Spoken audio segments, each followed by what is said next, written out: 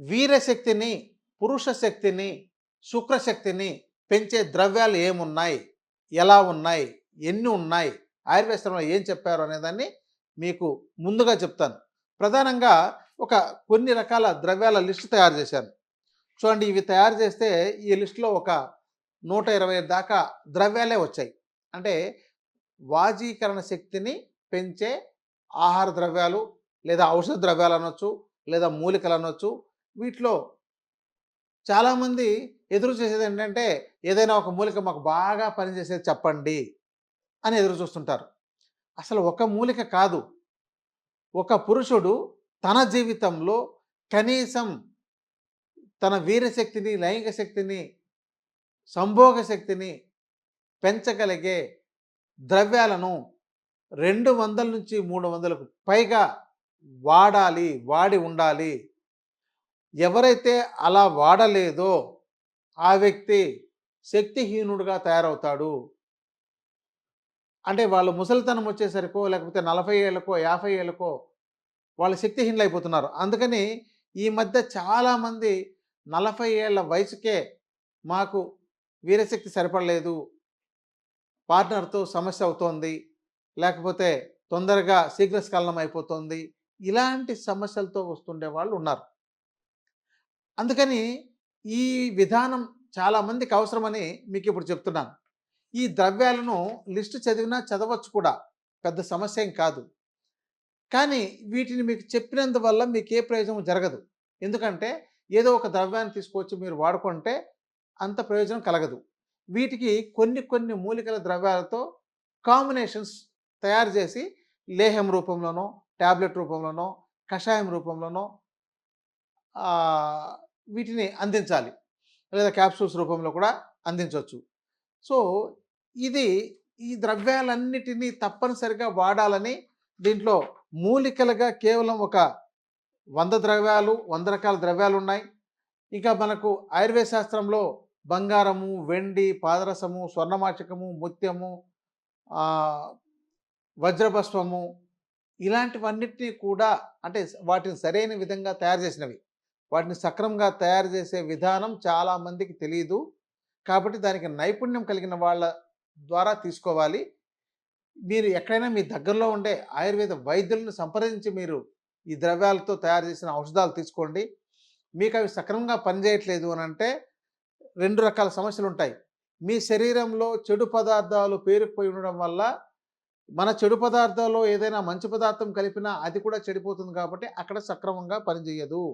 కాబట్టి వాళ్ళు శరీరాన్ని ప్రాపర్‌గా ఈ ఔషధాలు ఉపయోగించుకునేటట్టు తయారు చేసుకోవాలి. అంటే ఆ శరీరం తయారు చేయాలంటే అది వైద్యుల పర్యవేక్షణలో మాత్రమే అవుతుంది తప్ప స్వయంగా ప్రయోగాలు చేయకూడదు. కాబట్టి ఇక్కడ ఈ విజ్ఞానం మీకు అందడం కోసం మాత్రమే చెప్తున్నాను. అట్లాగే ఇక్కడ ఈ ద్రవ్యాల్లో నేను ఈ ఎపిసోడ్ చెప్పడం కోసం తయారు చేస్తే ఒక 100 అయినాయి. ఇంకా ఇతర ద్రవ్యాలన్నీ తీసుకున్నట్లయితే ఒక 20, 30 అయ్యాయి. మళ్ళీ దీంతో మాంసాహార ద్రవ్యాలు కూడా ఉన్నాయి. అంటే కోడి, పిచ్చుక, తాబేలు ఇలాంటివి. కానీ దీంతో కొన్ని చేపలు ఇలాంటివి కూడా కొన్ని తీసుకోకుండా ఉన్నాయి.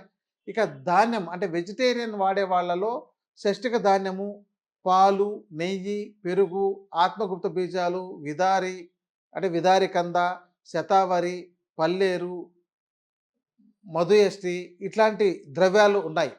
సో, ఇవన్నీ కూడా మీరు ఒక్కటి వాడితే ఉపయోగం ఉండదు. అంటే మీ ఇంట్లో ఒక ఉప్పు వాడితేనో, ఒక కారం వాడితేనో, లేదా ఒక చింతపండు వాడితేనో మీకు ఆకలి తీరనట్టు, ఇతర ఇబ్బందులు కలిగినట్టు ఎలా ఉంటుందో, అలాగే వాటి కాంబినేషన్‌తో తయారు చేసిన ఏదైనా ఆహార పదార్థం మీకు ఎలా రుచికరంగా ఉండి మీకు తృప్తినిస్తుందో, అట్లాగే ఈ మూలికలతో తయారు చేసిన కాంబినేషన్ డ్రగ్స్ అంటే కాంబినేషన్ ఔషధాన్ని మీరు తీసుకోవాలి. అయితే మరి మీరు ఇవన్నీ చెప్పట్లేదు. మాకు మేముగా తయారు చేసుకునేవి ఏమైనా ఉన్నాయా? ఎలాంటివి ఉన్నాయి అనంటే, మీరు ఇలాంటి ఎపిసోడ్‌లు ఇంకా వినడము, కొన్ని కొన్ని ద్రవ్యాలకు సంబంధించిన వాటి విజ్ఞానాన్ని మీరు పెంచుకోవడము, అలా చేయడం ద్వారా మీకు వాటి మీద కొంత పట్టు వచ్చినట్లయితే, అప్పుడు మీకు మీరుగా తయారు చేసుకోవచ్చు. చాలామంది వైద్యులు కూడా తయారు చేసుకోవడానికి చాలా కష్టంగా ఉండి, ఏదో కంపెనీలు ఇచ్చే మందుల మీద ఆధారపడి ఇవ్వాల్సొస్తోంది. అలాంటి పరిస్థితుల్లో ఇలాంటి వాటిని మీకు ఈ యొక్క విజ్ఞానం లేకుండా మీరు తయారు చేసుకోవడం కష్టమవుతుంది. కానీ ఇవన్నీ కూడా మనకు ఆహార పదార్థాలుగా వాడగలిగేవే. అందుకని ఇవి 100 కాదు.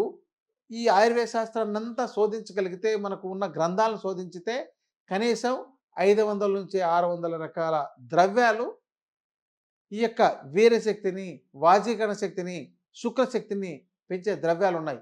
వీటిని వాళ్ళు హార్మోన్స్ డెవలప్ అయిన దగ్గర నుంచి అంటే 15, 16 ఏళ్లకు హార్మోన్స్ డెవలప్ అయిన దగ్గర నుంచి వాడించొచ్చు.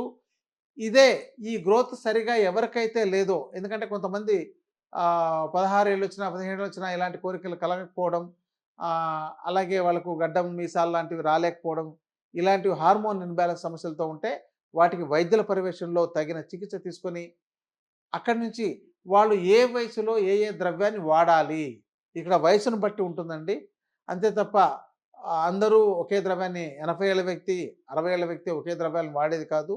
బేసిక్‌గా వాళ్ళకున్న దోషాలేంటి, వాటికి ఏ ద్రవ్యాలు వాడాలి, తర్వాత వాళ్ళ వయసు పెరిగే కొద్దీ ఏ ద్రవ్యాలు వాడాలి, ఇవి మీకు ఇంట్రెస్ట్ ఉండి నేర్చుకోవచ్చు. అంటే మీరు డబ్బుల కోసం మీ దగ్గరికి ఆ డాక్టర్ల దగ్గరికి వచ్చేదాని కోసం మీరు ఇలా చెప్తున్నారేమో అని అనుకుంటున్నారు. అంటే అలా కాదు. మీరు నేర్చుకోగలిగితే మీరు వాడుకోవచ్చు. చాలామంది మేము అశ్వగంధ వాడామండి మాకేం ప్రయోజనం కలగలేదు అనంటే, అశ్వగంధాన్ని ఏ విధంగా వాడితే మీకు ప్రయోజనం కలుగుతుందో ఆ విజ్ఞానాన్ని మీరు తెలుసుకోవాలి. ఇంకోటేంటి మీ శరీర తత్వం ఏంటి? వాత శరీర తత్వంలో వేరే విధంగా వాడాలి, పిత్త శరీర తత్వంలో వేరే విధంగా వాడాలి, కఫ శరీర తత్వంలో వేరే విధంగా వాడాలి. ఈ యొక్క శరీర విజ్ఞానము, ఈ ద్రవ్యాల గుణము, దానిలో రసగుణ వీర్య విపాక ప్రభావాలుంటాయి. వాటినన్నిటిని మీరు కొంచెం వీటిని పఠించి అంటే వీటిని చదివి ఈ ఈ యొక్క శాస్త్రాలు చదవడం గానీ, లేకపోతే వినడం గానీ, లేదంటే ఇంకెక్కడైనా మీకు అవకాశం ఉంటే వాళ్ళ దగ్గర నేర్చుకోవడం గానీ చేసుకొని కూడా మీరు ఉపయోగించుకోవచ్చు. లేని పక్షంలో వైద్యులను సంప్రదించండి. మీకు అద్భుతంగా ఈ యొక్క ఔషధాలను తెలియజేస్తారు. ఇంకా వీటిలో చాలామందికుండే కోరికేంటంటే, నాకు వెళ్ళగానే ఈ రోజుకి ఈ రోజు వేసుకోగానే పనిచేయాలి. ఈ యొక్క దృక్పథం, ఈ ఆలోచన తీరు ఎవరికైతే ఉంటుందో వాళ్లకు అది ఉండడం తప్పు. అలా ఏవి పనిచేయవు. మీరు ఆహారం తీసుకుంటే శక్తిని ఎలా ఇస్తుందో అది ఆహారానికి సంబంధించి నిత్యం తీసుకునేవి. కానీ వీర్యశక్తి తయారవ్వడానికి ఒక ఆహారం తీసుకుంటే దానిలోని ధాతు పరిణామ క్రమం జరిగి మీకు శక్తి తయారవ్వడానికి 7 రోజులు పడుతుంది. మరి ఈరోజు వేసుకున్న మాత్రం మనకు 7 రోజులు పనిచేస్తే ఇమ్మీడియట్‌గా పనిచేయాలంటే దానికి ఆధునిక వైద్యంలో ఉండే వాటిని ఇస్తారు. వీటిలో మీరు ఒక్కొక్కటి వయసును బట్టి, వాటి మోతాదును బట్టి, వాటి అనుపానాలను బట్టి ఈ ద్రవ్యాలను మీ జీవితంలో అప్పుడప్పుడు అవకాశం ఉన్నంత వరకు మీరు రొటీన్‌గా తీసుకునే ఆహారము ఎలా ఉంటుందంటే ఏ 30, 40 రకాల పదార్థాలతో మాత్రమే తయారు చేసి ఉంటాయి. ఆ పదార్థాలే మీరు జీవితకాలం తింటున్నారు.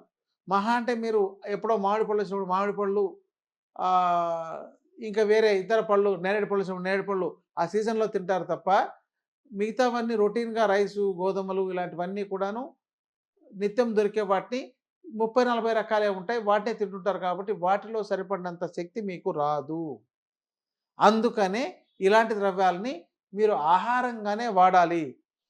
ఈ ద్రవ్యాలను మీరు తెలుసుకోవడం ద్వారా గానీ, లేదంటే వైద్యుల పర్యవేక్షణలో జస్ట్ నాకు మీరు ఎవరు వెళ్లి నాకు మందులు రాసిమ్మని చెప్పని అడగకుండా, నాకు కొంత విజ్ఞానాన్ని ఇవ్వండి అంటే, వాళ్ళు తీసుకునే ఫీజుతో వాళ్ళు కొన్ని పుస్తకాలను అడ్వైజ్ చేయడం, లేదంటే మీకు ఆ ద్రవ్యాలను తెలియజేయడం చేస్తారు. ఆ ద్రవ్యాలను తెచ్చుకొని మీరు ఎలా తయారు చేసుకోవాలో కూడా చెప్పగలుగుతారు. వాటిని అలా తయారు చేసుకొని కూడా మీరు ఉపయోగించుకొని మంచి ఫలితాన్ని పొందొచ్చు. ఇదండి.